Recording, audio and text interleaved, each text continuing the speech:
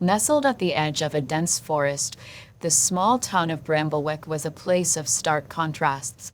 By day, it bustled with life, market stalls teeming with goods, children laughing as they played in the square.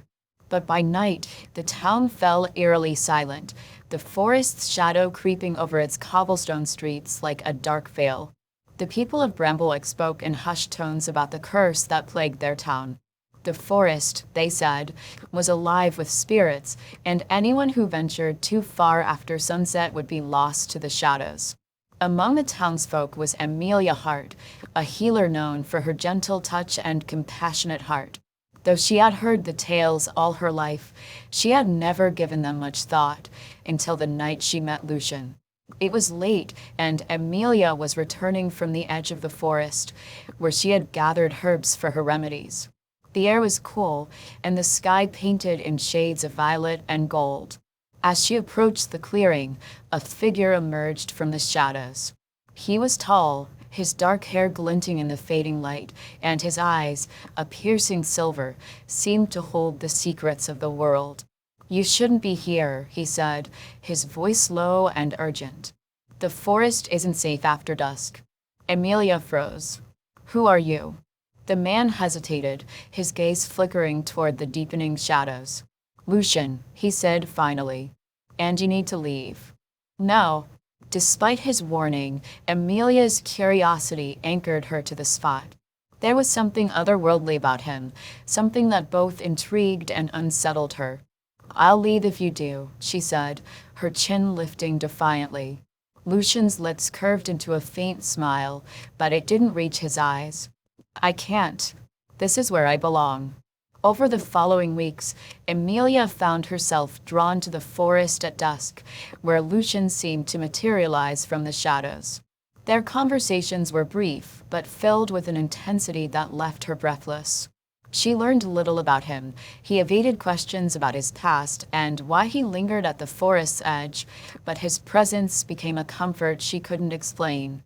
One evening, as the first stars began to twinkle in the sky, Lucian revealed a sliver of his truth.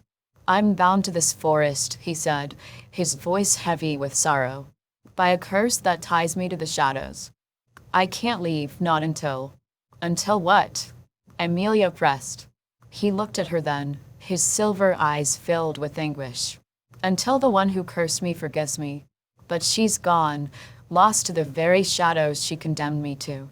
Emilia's heart ached for Lucian, and her resolve to help him only deepened. She scoured old tomes and sought out the town's elders, piecing together fragments of the forest's dark history. She learned of a sorceress who had once lived in Bramblewick, a woman betrayed by her lover and driven to curse the forest and all who dwelled within it. "The curse isn't unbreakable," one elder told her, his voice a conspiratorial whisper. "But it requires a sacrifice, a light strong enough to pierce the darkness." The next time Emilia met Lucian, she told him what she had learned. "There's a way to break the curse," she said. "But it'll take both of us." Lucian's expression darkened. "You don't understand. The forest's shadows are alive. They feed on light, on hope. If you step too far in, they'll consume you." "Then we'll face them together," Emilia said firmly. For a moment, Lucian simply stared at her, as if searching for a reason to argue. But finally, he nodded. Together. Under the light of a full moon, Emilia and Lucian ventured deep into the forest. The air grew colder, the trees taller, their twisted branches forming a canopy that blotted out the stars. Whispers filled the air, ghostly voices that sent shivers down Emilia's spine. At the heart of the forest, they found a clearing bathed in an eerie glow. A shadowy figure stood there, her form shifting like smoke.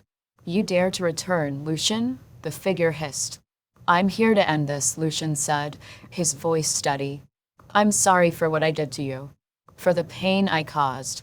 The figure laughed, a cold, brittle sound. "Sorry won't undo what's been done." Emilia stepped forward, her voice trembling but determined. "But forgiveness can, if you let it." The shadow turned its gaze to Emilia, and for a moment, the forest seemed to hold its breath. Why would you risk yourself for him? Because love is worth the risk, Emilia said, even in the darkest places. The shadow hesitated, her form flickering. Then, slowly, she began to dissolve, the darkness lifting like morning mist. As the first rays of dawn pierced the forest, Lucian fell to his knees, the weight of centuries lifting from his shoulders. Emilia knelt beside him, her hand in his. "You're free," she whispered. Lucian turned to her, his silver eyes filled with gratitude. "Because of you." In the days that followed, the forest transformed. Its shadows receded, replaced by sunlight and blooming wildflowers. The people of Bramblewick no longer feared it, and Lucian, no longer bound by its curse, began a new life in the town. But every evening, as the sun dipped below the horizon, he and Emilia would walk to the forest's edge, hand in hand, to watch the dusk give way to dawn.